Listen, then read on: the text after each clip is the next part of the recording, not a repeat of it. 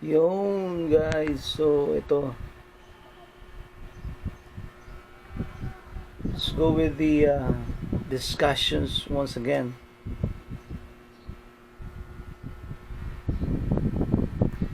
Yeah. Okay guys, so good morning to each and every one of you, and ano ba ngayon? Today is May 10, 2026. It's Sunday, and Happy Mother's Day. Happy Mother's Day doon sa aking nanay nasa Cavite. Happy Mother's Day sa aking kapatid na nasa San Francisco, California. A shout out sa iyo, Day. And Happy Mother's Day dun sa aking hipag, si Cathy, nasa Cavite rin. At sa lahat ng mga nandyan, Happy Mother's Day sa inyo. So let's talk about this one. I'm gonna talk about the national debt, no, ng ating bansa. Alright. So actually I have a topic here.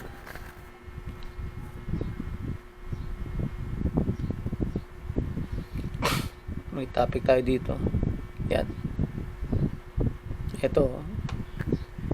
We will talk about the national debt.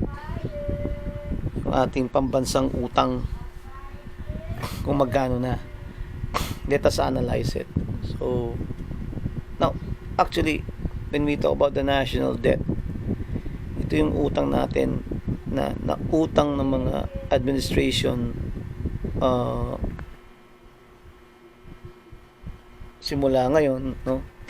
Itong ating incumbent administration of Marcos Jr., then President Duterte, President Aquino, President Macapagal Arroyo, President Estrada, President Valdez Ramos, President Aquino. Okay? So, doon mo makikita yung ating national debt. Pero hindi na natin babalikan yung nakaraan. We will start with Pinoy administration. Alright? Kasi actually guys, ang pinag-usapan natin dito utang eh. So kasi ganito yan, dapat when we talk about a president must be an economic manager. So dapat siya isang economic manager. Magaling siyang magplan, magaling siya sa plano, magaling siya sa decision making, no? Magaling siya sa implementation and execution. Magaling siya sa prioritization. Ganun dapat yung president, yung outlook niya. Alright? Meron siya sarili talagang talino. Kaya mabigat ang posisyon ng presidente sa ating bansa. Lahat kasi you're going to weigh. Kailangan na ba nating mangutang o hindi muna? Kailangan na ba nating mangutang sa loob ng bansa o kaya pang ma-manage? O kailangan na ba nating mangutang sa labas ng bansa o kaya pa naman nating ma-manage? So yun yung mga dapat na isaalang-alang ng isang presidente. Depende yon sa sitwasyon sa loob ng bansang Pilipinas. Ngayon, if you're going to look at this, no, may nakita kasi ako sa FB. I'll just I wanted to discuss this to you. Ito, like this one. So, bakit kasalanan na naman ni PRRD? So, if we're going to look at sa baba, numbers don't lie, blame game does. Alright, so sa sociology kasi kamukha na ito guys. I'll just try to explain briefly. Ito yung blame game. So ito yung crab mentality natin under sociology subject, na kung saan ayaw nating mga Pilipino, no, majority na umangat yung ibang mga kasamahan natin, no? Kaya ang nangyayari, bis na magkaroon ng growth and development at magkaroon ng success yung isang individual, hinahatak siya pababa because of what we call as envy, no? Inggit. Nagkakaroon ng inggitan in which because of that envy, it will result to crab mentality, no? Okay. So now let's talk about there. Let me make it. Ayan. Palaki natin. The first is President Aquino or Pinoy. Ang kanyang administration was on 2010 to 2016. So yung national debt during his time is when he left office, no? Nung umalis siya sa office niya noong 2016, it's 6.1 trillion. So meaning to say, guys, so if you're going to look at this, sa loob ng 6 na taon, nakautang si President Noynoy Aquino ng 6 na trilyong piso. 6.1 trillion. So if we're going to look at it, for every year, there is only 1 trillion per annum na debt tayo na nakikreate. Alright? During the term of President Noynoy Aquino. So it accumulates to 6.1 trillion for 6 years. Within 6 years, no? Within 6 years. Alright? Pero, actually dito, humanga rin ako dito kay President Aquino kasi sa kanya ay nagsimula yung K-12, no? K-12. So, i-highlight ko lang yung kasi nga yung K-12 in terms of education. Kaya niya ginawa yun para maging competitive yung educational system ng Pilipinas sa ibang bansa. Kasi dati, di ba, grade 6 lang, tapos high school ka na. So that is not enough. No, that is not competitive. It's an incompetent situation. So, yun ang pinag-aralan nila. So, ngayon, meron na tayong grade 12, then after grade 12, saka ka magka-college. So, ibig sabihin, the educational system of the Philippines is already competitive. Hindi kasi kamukha nun pag pumunta ka sa ibang bansa at ang graduate mo lang noon is elementary 6 grades, tapos high school 4, college 4 years, mag-aaral ka ulit sa US. Pero ngayon, because of the system na inadapt natin during the administration of President Noynoy Aquino, our Philippine educational system is already competitive. Yes. Alright, so yun. Kaya i-highlight ko na to. Yung 6 na taon ni President Aquino, no, ay nag-accumulate ng 6.1 trillion. So, kung kakalkulahin ninyo, that will be 1 point something, no, trillion per annum. Okay? So, yan. Now, ang susunod talaga ito. Dito hanga talaga ako rito. Si President Rodrigo Roa Duterte. Yan. PRRD. Nanungkulan siya mula 2016 hanggang 2022. Yan. Ngayon, ang kanyang naging national debt during his administration, no, is only as well 6 trillion. 6 trillion pesos in 6 years. Alright. So 6 trillion pesos in 6 years ang accumulate ni Tatay Digong during his administration. So ang mangyayari yan, 6 trillion nung panahon ni President Noynoy Aquino, 6 trillion nung panahon ni President Rodrigo Roa Duterte. So both of them for 6 years, no, sila ay nakapangutang lang ng tig-1 trilyon kada isang taon. 1 trilyon kada isang taon to support the budget deficit, no, to support the capitalization, ano, uh, of our economy. So yun yung nangyari. Now, dito tuwa ako dito kay Tatay Digong kasi yung kanyang 6 trillion na inutang for 6 years sa Pilipinas, ang daming nagawa, guys. Unahin ko dito, gustong-gusto ko yung ginawang project ni Tatay Digong na build. And show ko sa inyo. Napakagaling ni President Duterte. Ayan to, if you go look at this, build. Yan, itong tumatak sa majority ng Pilipino. No? Build. Yan. Napakagandang ginawa niya ni Tatay Digong. Itong build na to, nag-capitalize siya sa mga infrastructure, but infrastructure particularly, let us specify it, doon sa transportation, particularly doon sa roads, bridges, no? Meaning to say, nakita ni Tatay Digong na ang isang ekonomiya ay hindi talaga uunlad. Hindi talaga tayo uunlad kung ang ating transportation ay ancient pa. Kumbaga, walang modernisasyon. So, ang ginawa ni Tatay Digong, natutuwa ako sa kanya. Very good, President Duterte. Hangang-hanga ako sa iyo kasi pinatayo niya na, no? Yung subway train, no? Subway train, so to ease the traffic here in the Philippines kasi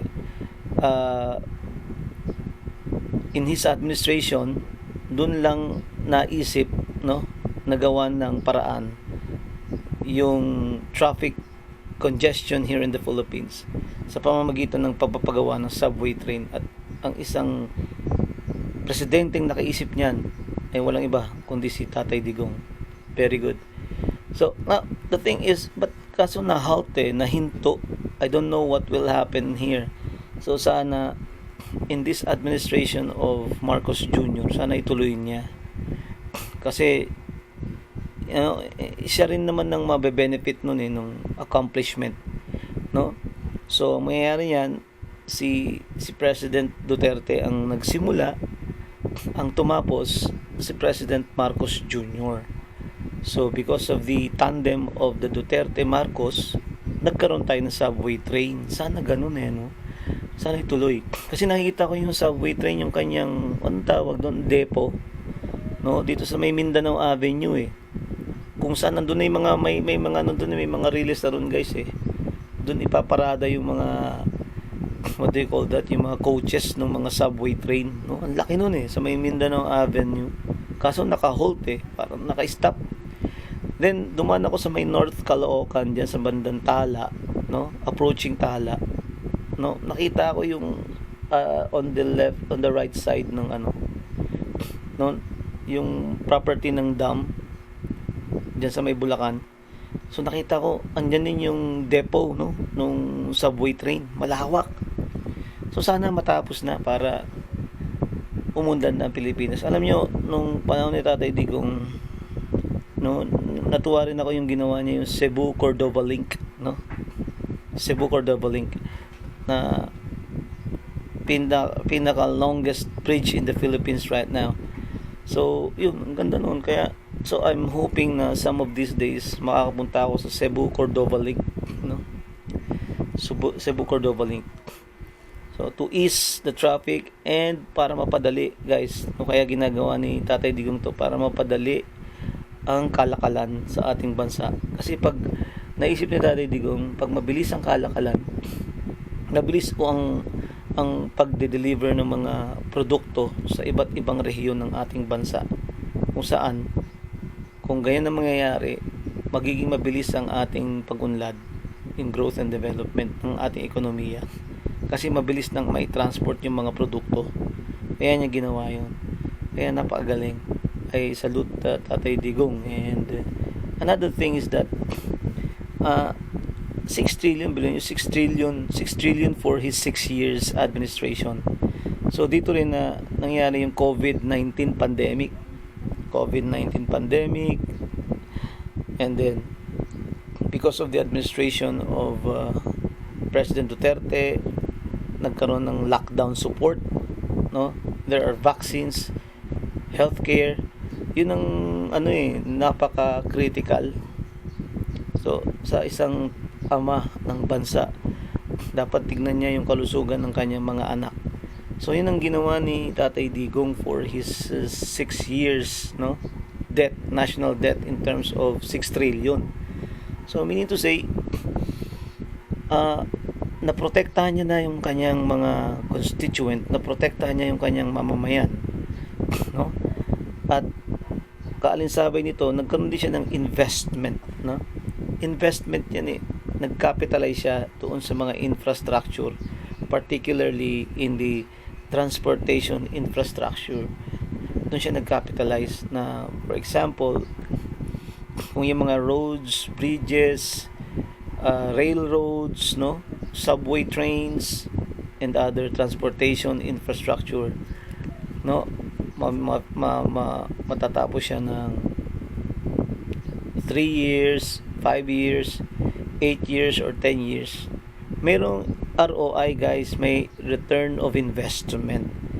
May ROI yan no, maibabalik yan. Kaya nga nangungutang ang bansa para gawing kapaki-pakinabang, at doon sa ROI makakuha tayo ng pambayad doon sa utang.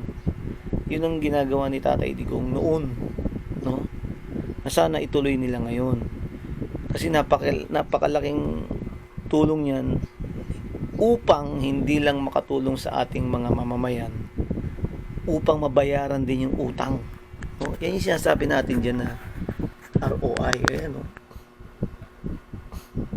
So ayan guys, the reason why it became 12.79 trillion is because we added the 6.1 trillion of Noynoy to Tatay Digong's national debt.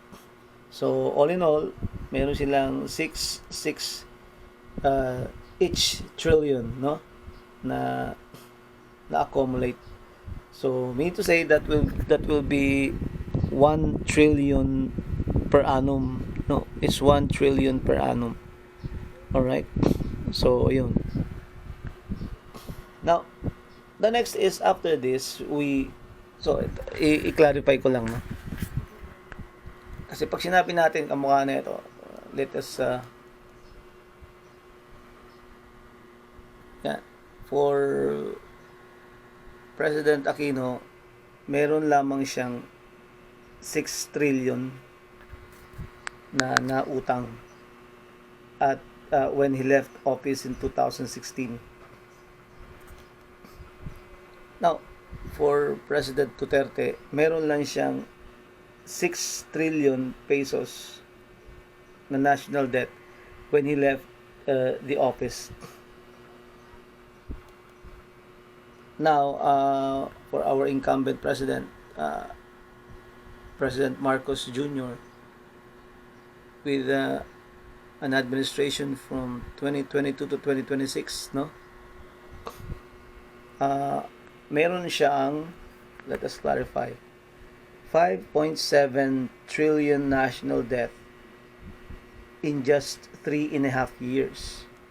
So, in just 3.5 years, meron na siyang 5.7 trillion. But the thing is that, I hope sana maging mabuti pa ang kalagayan ng ating bansa.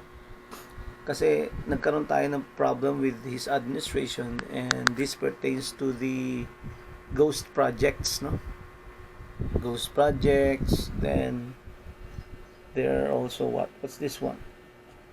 Nagkaroon ng ghost projects, then flood control, then it's always ribbon cuttings and photo ops, then press releases. Alright, so ayun. So that's it. So sa ngayon, it's 5.7 trillion, and for that will be for almost 4 years. So if you will compare it, no, medyo malaki ngayon yung ating increase in terms of national debt. Right. So we hope that the president can make any solutions, no, para masolve itong mga problema na ito. So doon nagka-problema yung mga flood control projects, no? Yan, flood control projects. And when you surrender the sovereignty of the Republic of the Philippines to the Dutch, no? That's the biggest problem here. Okay. So yun guys, do. So we hope na ang ating bansa ay magkaroon ng magandang ekonomiya muli, no? At sana sa kanyang pagpapatuloy sa kanyang pamamahala, sana ay magkaroon ng magandang direksyon ang ating bansa. So if we're going to look at it, ang dami, no? During the time of President Duterte, nagkaroon tayo ng isang malaking problema. Yun yung COVID-19 pandemic. Ngayon naman, panahon ni Marcos Jr., nagkaroon tayo ng problema rin, yung the Middle East oil conflict doon sa gitnang silangan. So yun, sana ay masolusyonan ito, no? So sa mga mabibigat na problema. So the only thing is that yung sinabi ko kanina pa nga nung bago tayo magsimula, a president must be an economic manager, no? Must be an economic manager. Kasi if you're going to be the president of the Republic of the Philippines, lahat yan ibabalanse mo guys eh. In economics, no? Dapat ang tinitingnan mo dyan in economics, yung microeconomics saka yung macroeconomics, which are different from each other. Yung microeconomics to macroeconomics, na napakahalaga na maintindihan mo kung ano yung sistema ng microeconomic at sistema ng macroeconomic. Kasi if you're going to look at as a whole, no, it's divided into three itong ating ekonomiya. Unang-una muna dito, syempre yung fiscal policy. There are three policies that you must look at if you are going to be the President of the Republic of the Philippines. At yan ay nakita ni Tatay Digong. At sana ay makita ni President Marcos. Unang-una, yung fiscal policy. The fiscal policy pertains to the taxation of the Republic of the Philippines. If it helps the people, or it is already a burden, no, for the people here in the Republic. So dapat i-weigh mo yan, yung fiscal policy. The next thing is yung monetary policy. You must look at the monetary policy specifically with the Bangko Sentral of Bangko Sentral ng Pilipinas. Dapat titingnan mo dun. Yung monetary policy pertains to, we look at the supply of the money, no? We look at the demand of the money. Now, if we're going to look at this monetary policy, if you will notice, medyo na-devalued na yung peso. Kasi for now, it's 61 pesos na, no? 61 point something pesos na against dollar. So, dapat gumawa ang ating pamahalaan regarding the monetary policy of what we're going to do with that to combat it. Kasi laging yung tatandaan, pag yung piso natin ay humihina, no?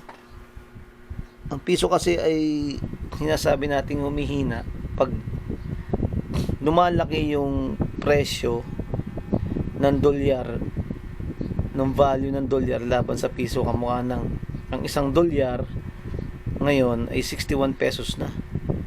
So means malakas ang ekonomiya ng United States of America laban sa ating bansa. So that is a big problem. Kasi nga, 'di ba, if you will notice magkano yung ating tariff. Yung tariff natin is 19%, no? Tariff compared to the other countries here in Southeast Asia, no? Kaya dapat if you're going to be a president, magaling kang makipag-negotiate.